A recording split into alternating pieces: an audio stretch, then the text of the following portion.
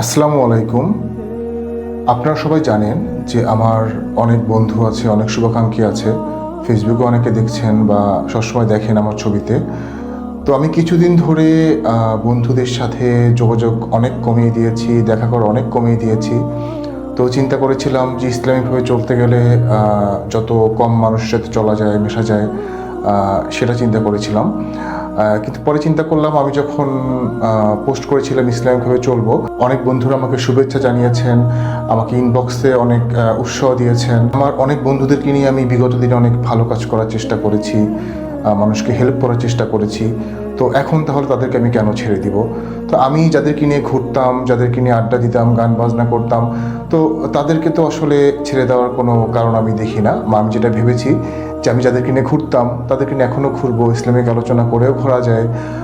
আমার সেই ঘোরাটা এমনও হতে পারে যে আমার বিভিন্ন প্রান্তে ঘোরার পাশাপাশি আমরা একসাথে মিলে তাবলিগে যেতে পারি, আমরা ইজতেমায় যেতে পারি, আমরা হজ করতে যেতে পারি আল্লাহ যদি কবুল করে। তো অনেক কিছুই বন্ধুরা মিলে করা যায়, যে ভালো কাজগুলো একসাথে করতাম সেই কাজগুলো আরও বেশি বেশি করে যেন করা যায় সেই চেষ্টা করতে পারি। আমার অনেক বন্ধুরা ইসলামিকভাবে অনেক বেশি অভিজ্ঞ, তাদের কাছ থেকে আমি বিভিন্ন ইসলামিক জ্ঞান অর্জন করতে পারি। আমি কোরআন শরীফটা এখনও পড়তে পারি না, যেসব বন্ধুরা কোরআন শরীফ পড়তে পারে তাদের কাছ থেকে সেটা শিখতে পারি। আমার ডাকে অনেক বন্ধুরাই চলে আসতো। বন্ধুদের ভালোবাসার মানুষ, আমি জানি না, সবাই অনেক পছন্দ করে আমাকে, আলহামদুলিল্লাহ। তো সেই জায়গা থেকে সবাইকে নিয়ে যেহেতু সবাই চলে আসে, সেই চলে আসাটাকে আমি পজিটিভভাবে কাজে লাগাতে পারি।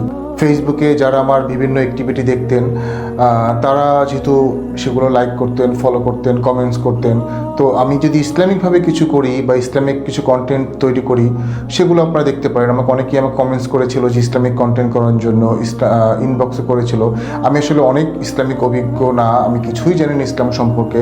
তো আমি যতটুকু জানতে পারি, জানার চেষ্টা করব, সেগুলো আপনার সাথে শেয়ার করলাম। যদি কারো কাজে লাগে বা আমার এগুলো দেখে যদি কেউ একটু পজিটিভ হয়, এটাই আমার জন্য বড় অর্জন হবে। কারণ আমার ইবাদত আল্লাহ কবুল করবে কিনা আমি জানি না, বাট আমার চেষ্টা থেকে যদি ভালো কিছু আপনাদেরকে শেয়ার করতে পারি, আপনারা যেগুলো জানেন বা বন্ধুরা যেগুলো জানে সেগুলো আমাকে শেখালো, এভাবে করেই ভালো কিছু করা যায়। তো আমার এই কথাগুলোকে আপনারা কীভাবে দেখছেন আমি জানি না, কিন্তু আমার বন্ধুদের, শুভাকাঙ্ক্ষীদেরকে বলবো, তো আমি আপনাদেরকে বা তোমাদেরকে ছাড়ছি না, তোমাদেরকে নিয়ে ভালো কিছু করার চেষ্টা করব ইনশাল্লাহ।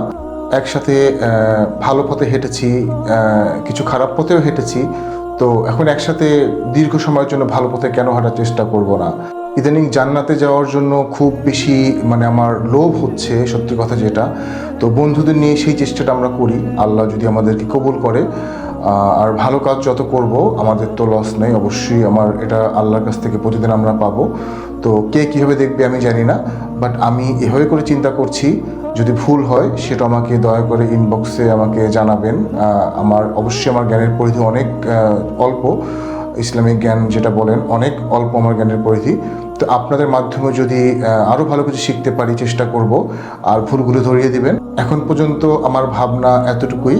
তো বন্ধুরা, শুভাকাঙ্ক্ষীরা, আপনাদেরকে নিয়ে আমি ভালো কিছু করার চেষ্টা করব ইনশাল্লাহ। আমরা ভালো কিছু করব, ভালো কাজের সাথে থাকব। আসসালামু আলাইকুম।